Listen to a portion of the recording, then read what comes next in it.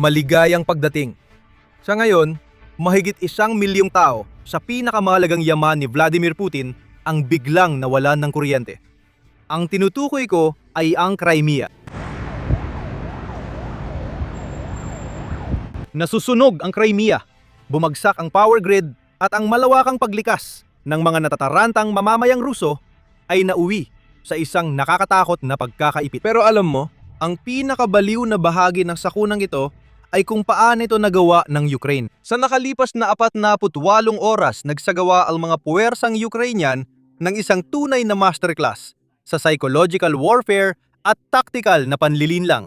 Naghanda sila ng malaking bitag na hindi namalayan ng militar ng Russia.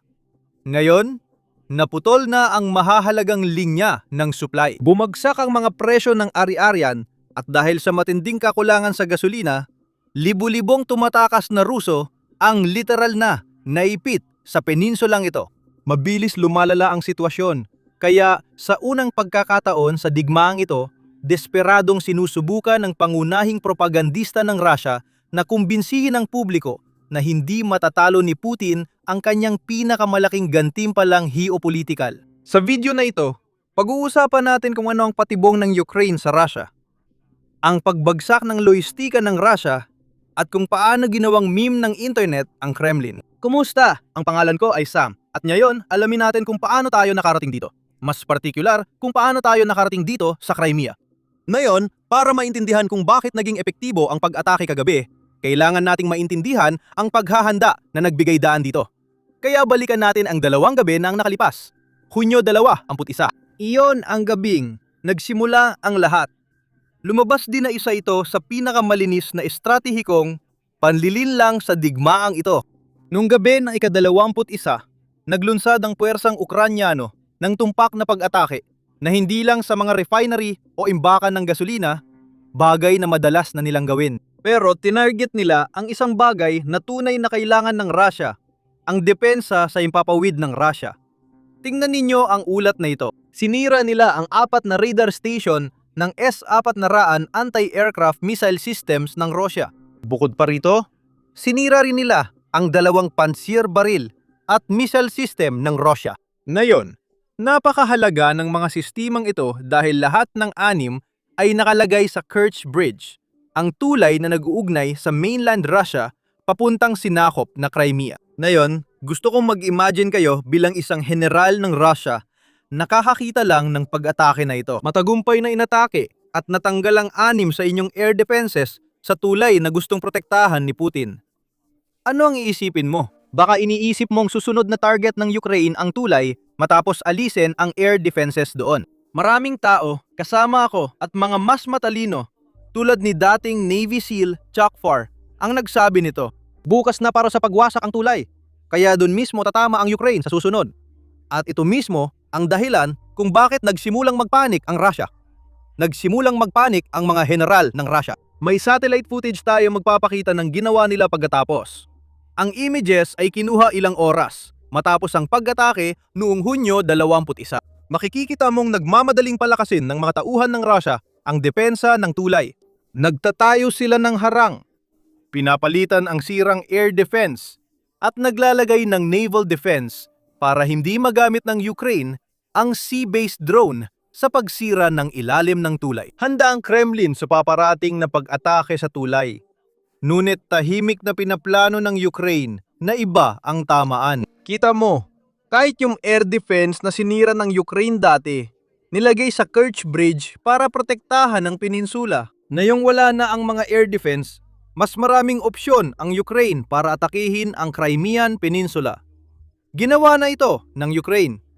Tingnan ang mapa. Ito ang mapa ng drone activity ng Ukraine kagabi. Karamihan sa mga pag-atake ay nakatuon sa Crimea at timog ng Russia. At ganito ang itsura ng naging resulta ng pag-atakeng yon.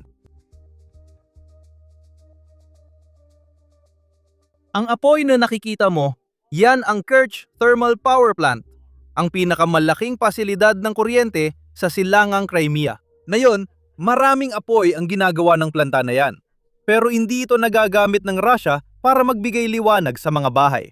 Ang naging bunga ng atake ay ang ipinakita sa simula ng video. Mahigit 1 milyong Crimean ang nawalan ng kuryente.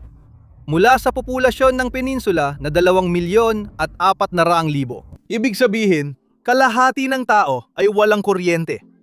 Sabi ng mga opisyal ng Russia, sani ng pagkawala ng kuryente ay pagkasira ng electrical grid. Pero ang usok na nakikita ninyo sa inyong screen ay nagsasabi ng ibang kwento. Sa katunayan, napakalaki ng usok na ito. Kaya makikita mo ito mula sa 3 pumilya ang layo kung ikaw ay nasa peninsula. Makikita mo rin ito sa mga fire detection satellite ng NASA na milyon-milyang milya ang taas. At hulaan mo kung ano. Hindi lang ito ang planta ng kuryente na tinarget ng Ukraine. Narito ang kabuwang listahan ng mga tinamaan kagabi. May iba pang target na pag-uusapan mamaya.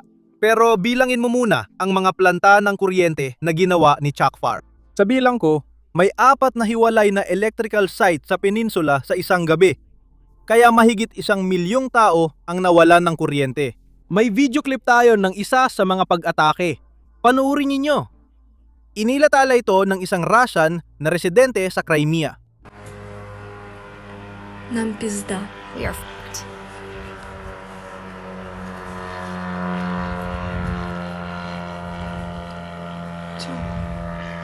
Нам пизда. Yan na yun. Tayo ay talagang tapos na, kasi na. Nanginginig ang mga kamay ko. Kaya kung isa kang Ruso na nakatira ngayon sa Crimea, ang pinaka-obvious na sagot ay umalis. Mag-impake ng mga gamit mo at umalis na lang. Bumalik sa ligtas na lugar na talagang malayo. Pero sa kasamaang palad, kailangan mo ng gasolina para magmaneho ng kotse. Kailangan mo ng gasolina para sumakay ng tren at baka pati gasolina para sumakay ng eroplano. Pero sa tingin ko, halos sarado na ang mga eroplano sa Crimea. Kaya hindi ka makakaalis kahit saan. At hindi lang ako basta nag-iisip nito. Sa katunayan, may mga lumalabas na video mula sa mga taga Moscow na naipit na yon sa Crimea at sinasabi nila ang eksaktong parehong bagay. Panoorin ninyo. Dumating kami sa istasyon, pero hindi pala ito istasyon. Nasa gitna kami ng kung saan napapalibutan ng mga bato at basura lang talaga ito. Diyos ko, bakit ako nandito? Gusto ko nang bumalik sa Moscow. Ano itong mga guhong ito? Ngayon, dagdag ko lang para sa mga nanonood na taga Moscow. Sa itsura nito, sa tingin ko, mas ligtas pa rin ang Crimea kaysa Moscow. Kakakita lang natin ang oil depot na sumabog papunta sa langit. Kaya para sa akin, hindi ligtas ang Moscow. Ngayon, bukod pa dito, inanunsyo rin ng Ukraine na nawasak nila ang isang tulay ng tren sa ibabaw ng North Crimean Canal sa hilagang bahagi ng Crimea. Bahagi ang tulay na ito ng transport corridor na ginagamit sa paglipat ng kargamento at kagamitang militar sa magkabilang direksyon. Mula ito sa Russia papuntang Crimea para magpadala ng supply sa mga puwersa sa front lines. Bukod pa dyan, ginagamit din ito para maglipat ng mga kagamitan sa loob ng peninsula para mapanatili ng militar ng Russia ang kanilang operasyon. Sarado na ngayon ang rutang yon dahil sa pag-atake ng Ukraine kagabi. Bahagi ito ng kampanya ng Ukraine na natalakay na natin dati, ang tinatawag na logistical lockdown na tumatarget sa lohistika ng Russia. Sinimulan na ng Ukraine ang operasyon para targetin ang lohistika militar ng Russia. Pero ngayon na nahihirapan na ang Russia na mag-supply sa mga tropa nila sa front lines, ang ginagawa nila ay ginagamit nila ang mga sibilyang ruta ng lohistika o mga truck ng sibilyan o kung ano pang pwedeng gamitin ng sibilyan para masuplayan ang militar. At nagdudulot ito ng problema para sa mga mamamayang Ruso na nakatira sa Crimea dahil ngayon ay nakakaranas sila ng kakulangan sa iba't ibang bagay. Nauubos na ang pagkain, nauubos na ang mantikilya, at kung ano-ano pa ang naiisip mo. Pakinggan ang clip ng isang babaeng Ruso mula Crimea tungkol sa hirap ng kanilang araw-araw na buhay. Ayokong itanong pero kumalat na rin ba ang panik sa gasolina pati sa ibang bagay? Pumunta kami sa tindahan at sa seksyon ng karne. Ano ang pwede mong mabili dito? Pakpak lang ang meron. Na ayaw naman ng karamihan. Nasaan na ang iba? Naiintindihan. Hindi malinaw. Baka ubos na lang talaga o nagsimula na rin ang panik sa pagkain. Ngayon, ang operasyon na ito ay nadudulot din ng problema sa loob ng Rusya.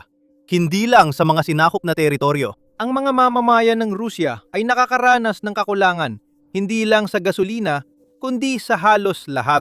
Pero bago tayo pumunta sa mas malaking estratehikong larawan ng ibig sabihin ng lahat ng ito, kailangan muna natin ng mabilisang meme break. Nung nakaraan, talagang nagustuhan ninyo ang segment na ito. Kaya may mga bago akong memes. Alam nyo naman, mahilig magpakasaya ang internet. Sa dami ng mga pag-atake ng Ukraine na hinaharap ni Putin, may mga bagong content na naman. Kaya tingnan natin ang mahalagang bahagi. Sabi ni Sun Tzu sa Art of War, i-meme mo sila hanggang umiyak, tapos gawing meme ang pag-iyak nila. Ganyan manalo sa digmaan. Ginagawa rin ito ng mga Ukrainian. Ngayon, simple lang ang patakaran. Kung may nagustuhan kang meme, sabihin sa comments kung alin ang paborito mo. Kung hindi ka pa subscribed, pindutin ang subscribe button. Tara, tingnan natin ang mga memes. Una nating meme ay mula sa pinakamalaking Russian propagandist. At sabi niya, ang pag-atake sa Moscow, hindi raw yon atake ng Ukraine. Isa lang daw itong SSO, katulad ng SMO na sinimulan ni Putin. Ngayon, special smokescreen operation daw ito. Alam kong tinatawanan ng iba, pero pakiramdam ko gagamitin na ito ng Russia bilang opisyal na dahilan sa lalong madaling panahon. Sunod, may isang tao na nagbukas ng champagne at ang takip ay parang umabot na sa kalawakan. Nakakatawa talaga. At ang huli, ito yata ang paborito ko dahil mahilig akong maglaro dati. Mayroon tayong bagong poster para sa Angry Birds 2026. Pakiramdam ko, hindi magugustuhan ng Russia ang larong ito. Heto na ang paborito ko, si Putin mismo. Ayon kay Putin, ipinangako ko na hindi na tayo tatawaging gasolinahan ng China. Pero may twist. Ngayon, nagiging totoo na talaga ito. Hindi na ito meme. Dahil sa drone attacks ng Ukraine, napipilitan ng Russia mag-angkat ng langis. Hindi na lang ipinagbabawal ang export, kundi nag-i-import na rin sila mula ibang bansa. Pangalawa sila sa pinakamalaking reserba ng langis sa mundo. Pero ngayon, nag-aangkat na rin sila. Sa tingin ko, kakaiba talaga si Putin pagdating sa mga politiko. Tinutupad niya ang mga pangako niya, pero hindi sa parang iisipin ng kahit sino. Ilagay ang paborito mong meme sa comments. Ngayon, balik tayo sa seryosong parte ng kwento. Ngayon, dahil sa sunod-sunod na pag-atake sa Crimea, hindi na na-enjoy ng mga Russian na residente ang peninsula tulad dati. Dati, isa itong sikat na lugar ng bakasyon, kung saan pumupunta ang mga tao para, alam mo na, makalimot sa kanilang mga problema. Pero alam mo ba, ngayon, sinasabi ng mga Russian na hindi na raw pareho ang pakiramdam. Kahit na pareho pa rin ang panahon, maganda at kaaya-aya, ang mga tao na nasa peninsula, hindi na nila dala ang dating saya sa kanilang mga mata na meron sila nun. Pero bago tayo pumunta sa clip na yan, may mahalaga akong mensahe para sa inyo. Heto ang hindi alam ng karamihan tungkol sa Medicare. At ito, hindi ko rin alam hanggang kamakailan lang. Ang sistema ng Medicare ay talagang ginawa para malito ka. May mga sulat kang natatanggap, may mga tumatawag na robot at mga patalastas mula sa lahat ng direksyon. At karamihan sa mga broker na nariyan, binibigyan sila ng insentibo ng malalaking kumpanya ng insurance. Kaya hindi pa laging para sa kapakanan mo ang payo nila. Ngayon, ipakikilala ko ang aming partner na chapter, isang ganap na independent na grupo na hindi binabayaran para itulak ang kahit anong plano. Sila lang ang Medicare advisors na kayang ikumpara lahat ng plano sa bansa. Kaya makikita mo lahat ng option mo. At ito pa, kung nasa tamang plano ka na, sasabihin nila sa'yo yon. Pero kung hindi ka pa nasa tamang plano, tutulungan ka talaga nilang lumipat sa tamang plano. Ganiyan talaga sila. Nung nakaraang taon, ang lumipat gamit ang chapter ay nakatipid ng average na 1,100 at $100. Malaking halaga yon. At ang pinakamaganda sa lahat, libre ito at wala pang 20 minuto ang kailangan. Tumawag lang sa 541-41-0903 o pumunta sa askchapter.org/basics. Ulitin ko, ang numero ay 541-355-0903. Wala pang 20 minuto ang kailangan at maaari kang makatipid ng libu-libong piso. Ngayon, pakinggan natin ang mensahe mula sa Crimea kung saan isang Russian resident ang nagpapaliwanag kung bakit pakiramdam niyang may nagbago. Pakinggan ninyo. Alam mo, nitong mga nakaraang araw, pakiramdam ko. Alam mo, nitong mga nakaraang araw, pwedeng makaranas ng medyo pabagsak na pakiramdam, parang pinipigil, at baka nga nalulungkot o nadidepress pa. Mahirap sabihin kung ano ang sanhi nito. Siyempre, napakahirap suriin kung ano talaga ang koneksyon nito. Siguro, magandang linisin ang iyong dieta. Iwasan ang mga asukal. Maaring magdagdag ng vitamin C supplements. Medyo mahirap intindihin. Mukhang nakatira ka sa Crimea. May araw, may dagat. Anong problema? Ano ang kulang? Maging kalmado, masaya. Hindi ito masyadong malinaw. Kung tutusin, Tingnan natin ang mas malaking larawan. Ano ang ibig sabihin nito kay Putin at Crimea? Kaya ba talagang kontrolin ito ng Russia? Heto ang pagsusuri ni Sean Penar. Nagiging Mariupol moment na ang Crimea para sa Russia dahil sa lumalaganap na kakulangan ng gasolina sa buong peninsula. Tinataman ang mga logistics. At parang mas prioridad na target ng Ukraine na yon ang Kerch Bridge kaysa dati sa digmaan. Ayon sa mga mapagkakatiwalaang lokal na source, malaki ang bagsak ng presyo ng mga ari-arian habang nagmamadaling umalis ang mga Ruso sa peninsula. Binebenta ang mga apartment bago lumala ang sitwasyon. Matagal nang itinuturing ang Crimea bilang pinakamalaking tagumpay ni Putin sa geopolitika at tahanan ng mahalagang Black Sea Fleet. Ngayon, ang peninsula ay nakararanas ng kakulangan sa gasolina, pagkaantala sa transportasyon, lumalalang kawalang katiyakan sa ekonomiya, at pag-abandona. Ang tulay na nakikita ninyo sa inyong screen ay higit pa sa isang infrastruktura. Isa itong simbolo. Kung ito ay hindi magamit ng matagal, malaki ang epekto nito sa militar at politika, lalo na kay Putin. Napakahalaga ng huling linyang ito. Para kay Putin, ang Crimea ay higit pa sa teritoryo. Ito ang peninsulang nakuha niya noon. At dito rin bumaliktad ang resulta ng kanyang political polling. Bago ang 2014, hindi malaki ang suporta ng mga Ruso kay Putin dahil nagsisimula pa lang siya sa hindi pa nagagawang ikatlong termino bilang presidente. Naniniwala ang Russia na muling bumabalik ang bansa sa panahong tulad ng Soviet, na isang Tsar ang namumuno habang buhay. Nagbago ito nang sakupin ng mga Ruso ang Crimea dahil ipinagmamalaki nilang nabawi ang teritoryong pinaniniwalaan nilang pag-aari ng Russia. Ngayon, kung matalo si Putin, malaking problema ito dahil sinimulan niya ang espesyal na operasyong militar para protektahan ang Russia. Pero hindi yon nangyayari. Ito ang dahilan kung bakit may kakaibang nilalabas ang social media ng Russia. Ipinaliwanag ng mga propagandista kung bakit hindi mawawala sa Russia ang Crimea. Isang bagay na bago sa atin. Interesanteng pinag-uusapan nila ito ngayon, habang hinigpitan ng Ukraine ang kontrol sa logistics sa paligid ng peninsula. Pakinggan ang clip na ito. kanino ba talaga mapupunta ang Crimea? Kamakailan nakita ko sa TikTok at Instagram na sinasabi ng mga Ukrainian na mababawi nila ang Crimea bago matapos ang taginisyon. Pero tingnan naman natin ang mga bagay mula sa isang alternatibong pananaw. Opisyal, kinilala ng korte sa The Hague na ang Crimea ay bahagi ng Russia. Kailangan ng infantry at lakas tao sa pagsakop ng teritoryo. At gaya ng alam natin, Naubos na ng Ukraine ang kanilang mga sundalo. Ang tanging magagawa na lang nila ay maghasik ng takot sa peninsula gamit ang mga UAV. oo, nakakatakot na ang mga drone. Nagdudulot sila ng pinsala at pagkalugi sa pera. Pero imposibleng masakop ang teritoryo gamit lang ang mga drone. Pangatlo, tingnan natin ang sitwasyon sa kahabaan ng frontline. Kahit ayaw ng mga Ukrainians, patuloy pa rin ang kag-usad ng hukbong Ruso sa frontline. Halimbawa, kamakailan ay nakuha na ang Konstantinovka na kontrolado ng Ukraine mula 2014. Pinakamahalaga, naranasan na ng mga tao sa Crimea ang water at power blockade at naniniwala akong malalampasan din nila ang fuel blockade. Ang layunin ng lahat ng mga pag-ataking ito ay guluhin ang populasyon ng Russian Federation at magdulot ng pagkataranta sa mga tao. Kaya naman dapat mong salain ang lahat ng nakikita mo sa internet gamit ang kritikal na pag-iisip at bumuo ng sarili mong konklusyon base rito. At ngayon, gusto kong tingnan kung paano sinusubukan ng mga state media ng Russia na talakayin ang lahat ng ito.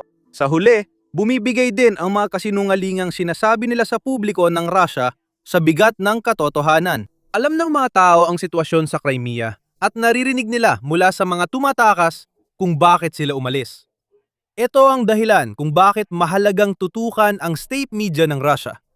Pakinggan ninyo ang clip na ito.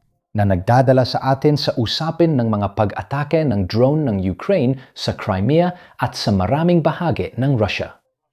Malinaw na malaking alalahanin ito para sa Moscow. Tulad ng paalala ng Nezavisimaya Gazeta noong Huwebes, ilang drone ang umatake sa oil refinery ng Moscow.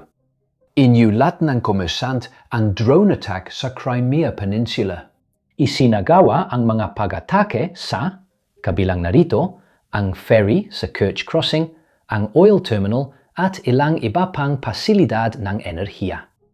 Ayon sa autoridad, 4 ang patay at 28 ang sugatan. Balik tayo kay Nezavisimaya Gazeta na nagsabing sa Crimea, itinigil ang bentahan ng gasolina sa publiko at pati paglalabas gamit ang Russian coupon. Ang gasolina ay para lang sa mga serbisyong pampamahalaan na tumitiyak sa mahahalagang operasyon at seguridad ng Republika. Ngayon, may mga problema na rin sa kuryente sa Crimea. Laging sinasabi ng mga pahayagang Ruso, "Oh, may problema, pero hindi kailangang magpanik ang mga Ruso." Ganito ang tunog nito sa Moskovsky Komsomolets ngayon na nagsasabing ang mga pag-atake ng drone ng Ukraine ay layuning lumikha ng pakiramdam ng krisis sa mga Ruso at ng pakiramdam ng natutunang kawalang magawa. Ang natutuhang kawalang magawa ay pagtanggap ng pagkatalo, pero walang batayan para sa ganitong pagkatalo. Hindi nagbago ang geopolitical na realidad sa kabila ng mga pag-atake ng Kiev. Nanatili pa rin ang Rusya na isa sa 2 pangunahing kapangyarihang nuklear at mas malakas pa rin ito kaysa Ukraine sa lahat ng paraan. Sinusubukan ni Zelensky balansyahin gamit ang asymmetrical na pakikidigma laban sa Moscow. Hindi natin dapat sundin ang mga patakarang ipinipilit ng ating mga geopolitical na kaaway sa ating bansa at sa mamamayan nito. Dapat atin ang mga patakaran.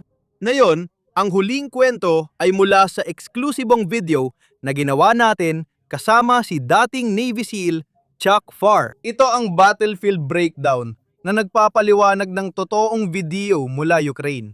Ito ay nailathala na sa aming website dati, kaya huwag magulat kung batang itsura ko. Panurin ninyo. Mga anti-aircraft gun ito ng Ukraine, na parang mula sa pelikula o animation. Kaya ang tinitingnan natin dyan ay AAA o Anti-Aircraft Artillery. At iyan ay mula 20 hanggang 40 mm na anti-aircraft na putok.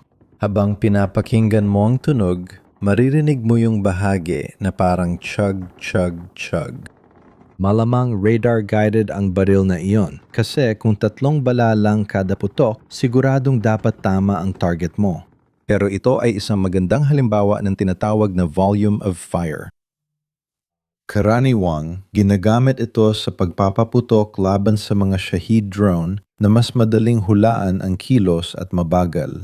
At doon, makikita mo talaga ang isang spotlight na tumataas. At muli ang spotlight, katulad noong World War II, sinusubukan nilang tukuyin ang target, liwanagan ito. At dun, may isang bagay na nasusunog at biglang huminto ng hindi inaasahan. Kaya yon ay tinamaan talaga.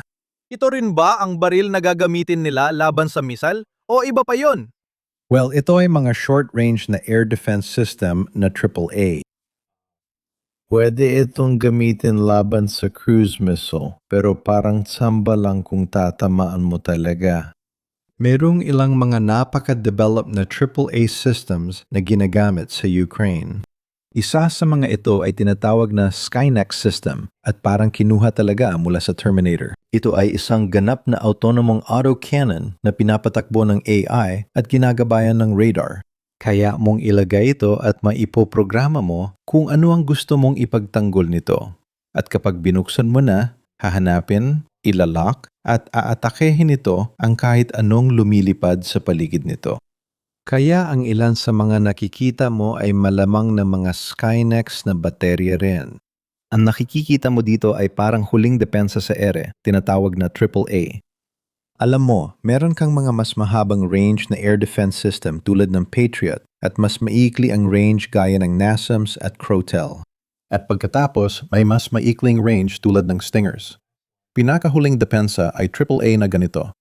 Kaya kung gusto mong panoorin ang natitirang bahagi ng video na yon, o kung gusto mo lang manood ng mas marami pang eksklusibong content na inilabas namin para sa mga miyembro, pwede kang maging miyembro ngayon din sa pamamagitan ng pag-click sa join button sa ibaba o pagpunta sa basicsinsider.com. Dahil sa suporta mo, na ipagpapatuloy namin ang paggawa ng mga videong ito at kapalit nito, makakakuha ka ng eksklusibong content.